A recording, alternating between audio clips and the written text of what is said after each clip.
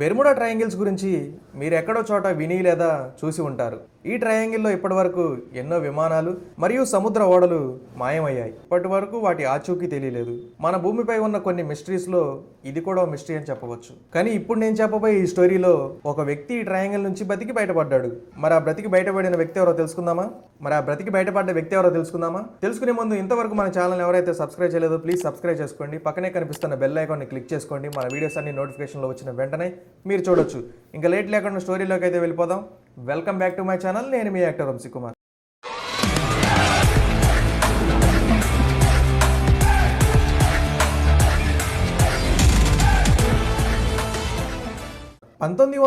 సంవత్సరం డిసెంబర్ 4వ తారీఖున బ్రూస్ గార్డిన్ అనే వ్యక్తి సింగిల్ ఇంజిన్ తో తయారు చేయబడ్డ ఎయిర్ క్రాఫ్ట్ లో ఆండ్రోస్ ఐలాండ్ నుంచి ఫ్లోరిడాకు బయలుదేరాడు. వ్యాపార నిమిత్తం బ్రూస్ తరచూ ఆ దారిలో వెళ్తూనే ఉండేవారు. ఈ ప్రయాణానికి 90 నిమిషాలు పడుతుంది. బ్రూస్ ప్రయాణించే దారిలోనే బెర్ముడా ట్రయాంగిల్ కూడా ఉంటుంది. బ్రూస్ గార్డిన్ ఎప్పటిలాగే ప్రయాణాన్ని మొదలుపెట్టారు. కాసేపు ప్రయాణించిన తర్వాత ఆకాశంలో 1000 ఫీట్ల ఎత్తులో నల్లటి మబ్బులు కనిపిస్తాయి. ఆ దారిలో అప్పుడప్పుడు అలా మేఘాలు ఉండేవి కాబట్టి బ్రూస్కి ఇదేమి కొత్తగా అనిపించదు. ఆ నల్లటి మేఘాలు క్రమంగా పెద్దగా అవటం బ్రూస్ చూశాడు. చివరికి ఎయిర్ క్రాఫ్ట్ మేఘాల గుండా ప్రయాణించి కాసేపు తర్వాత బయటికి వస్తుంది. కొంచెం సేపు గడిచిన తర్వాత 11,000 ఫీట్ల ఎత్తులో ఎయిర్ క్రాఫ్ట్ చేరుకున్నప్పుడు ఇంతకు ముందు కనిపించిన మేఘం కన్నా పెద్దగా మేఘం ఇంకోటి కనిపిస్తుంది. ఈసారి కూడా ఎయిర్ క్రాఫ్ట్ మేఘం గుండానే వెళ్తుంది. ఆ మేఘం ఒక సిలిండ్రికల్ షేప్ లో ఉంది. అలా వెళ్తున్నప్పుడు ఒక్కసారిగా చిమ్మ చీకటిగా మారిపోయింది. మెరుపులు లాంటివి కూడా కనిపించాయి. వర్షం వచ్చే సమయంలో వచ్చే మెరుపుల్లా కాకుండా ఎయిర్ క్రాఫ్ట్ చుట్టూ మాత్రమే అలా మెరుపులు వచ్చాయి. బ్రూస్ ఆ మేఘాల గుండా ప్రయాణిస్తున్నప్పుడు చాలా దూరం వరకు కూడా బయటికి వెళ్లే దారి కనిపించలేదు. కాసేపు గడిచిన తర్వాత వెలుతురు కనిపించింది.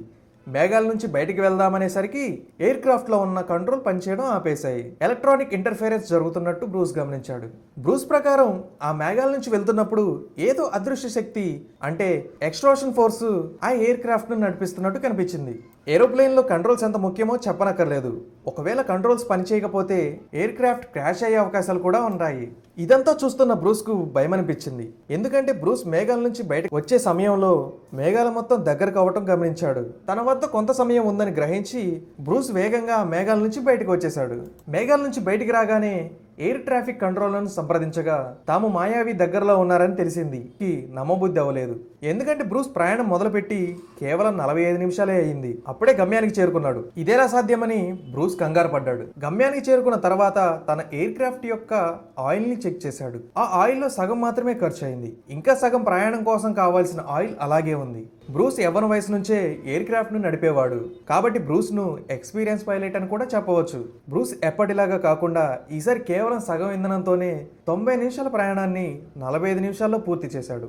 ఈ సంఘటనను పలువురు ఎక్స్పర్ట్స్ ని అడగగా వాళ్ళ వద్ద కూడా ఏం జరిగిందో అనే దానికి జవాబు లేదు.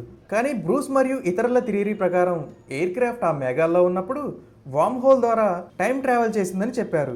ఈ రోజుకి కూడా బ్రూస్ ఎయిర్ క్రాఫ్ట్ తక్కువ సమయంలో ఎలా ప్రయాణించిందనే దానికి ఎక్స్ప్లెనేషన్ లేదు. ఇప్పటికీ ఇది ఒక మిస్టరీగానే మిగిలిపోయింది.